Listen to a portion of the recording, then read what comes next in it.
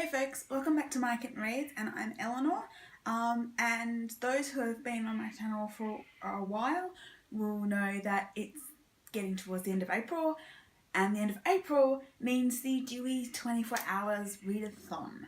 So I've done this a number of times now. It occurs twice a year in April and October. It's been running for 10 years now. And yeah, it's a readathon that I really enjoy doing. The key thing about it doesn't really have many rules, but the rules are the timing. So everybody in the world starts at exactly the same moment, and everybody ends at exactly the same moment. And it runs for 24 hours, and you read as much as you can in that 24 hours.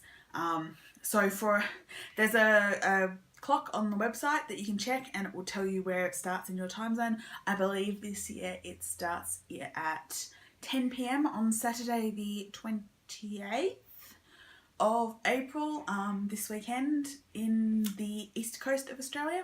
So I will be starting at 10 p.m. and it will be running until 9:59, I guess, or really 10 on Sunday. So yeah, sorry.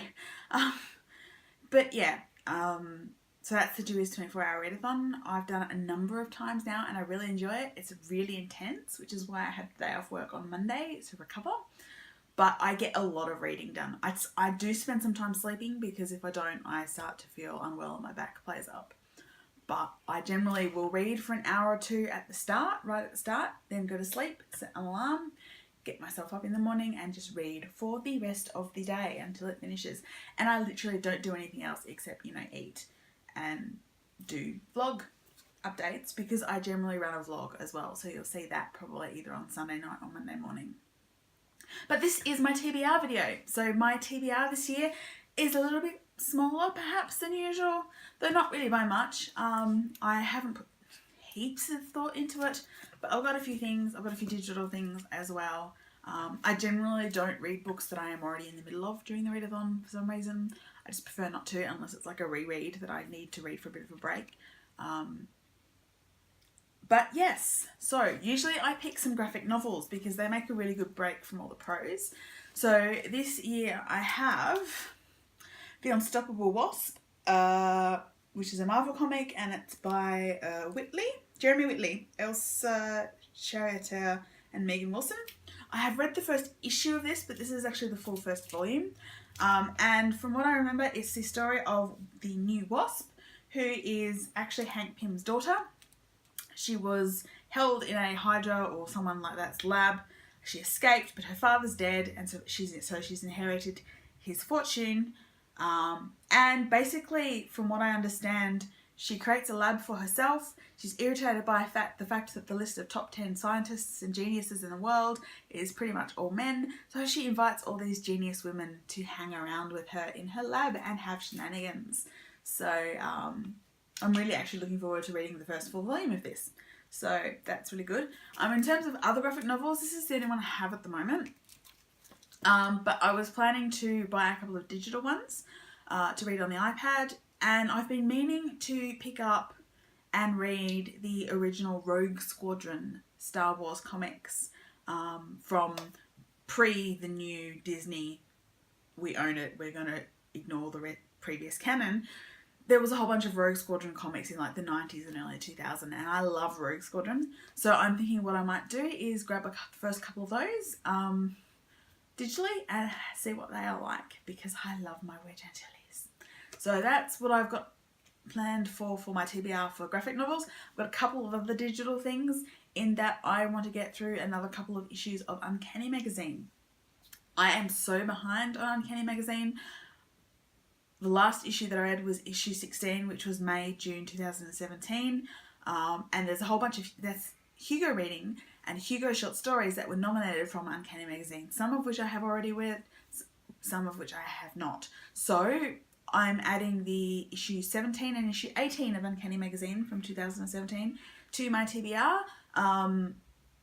So I read those on Kindle, and hopefully we'll get through a whole bunch of short stories, a whole bunch of science fiction poetry, and a whole box of science fiction and fantasy non-fiction essays, because that's what Uncanny Magazine includes.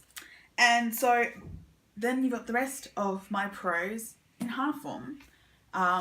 Keeping on the Hugo Awards theme, because the shortlist is out, and I vote in the Hugo Awards, and I have a couple of novellas that are on the shortlist. So, I believe they're on the shortlist. I think this is the right one that's on the shortlist.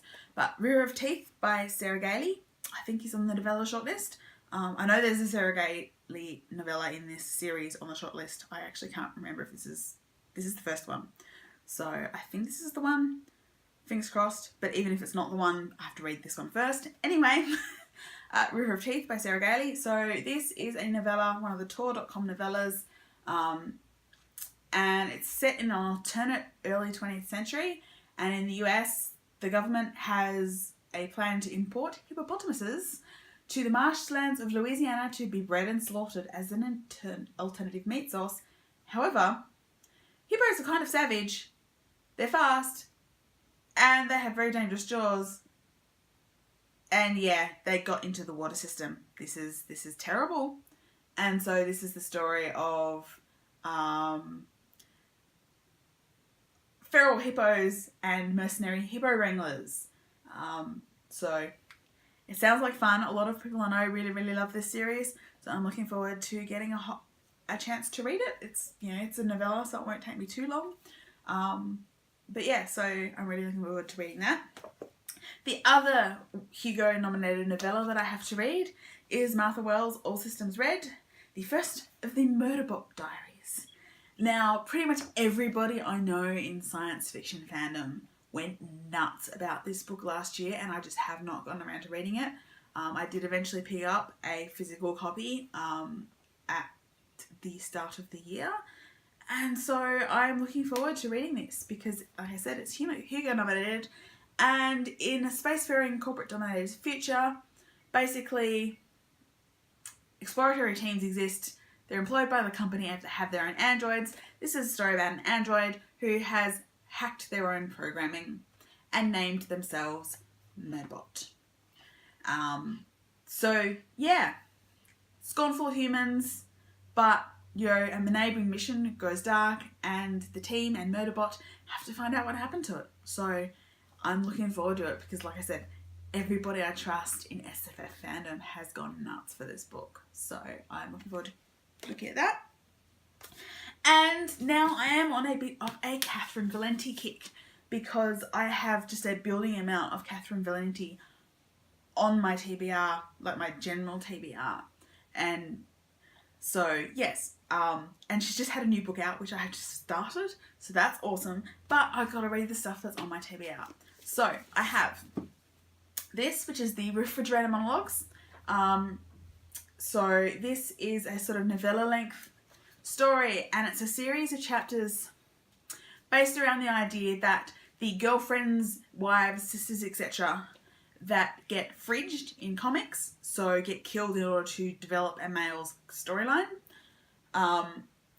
This is in the afterlife, and they got shit to say. Excuse my language, but they want to tell their own stories. And so Catherynne Valente's sort of taken the archetypes of these fridged women.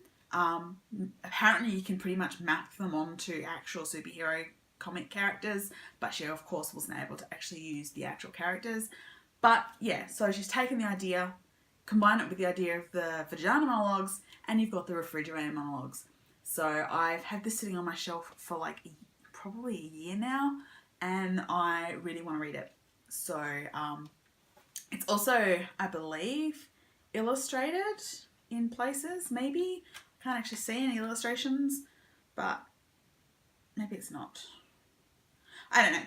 But yes, I really want to read this. So this is Catherynne M. Valente's The Refrigerator Monologues.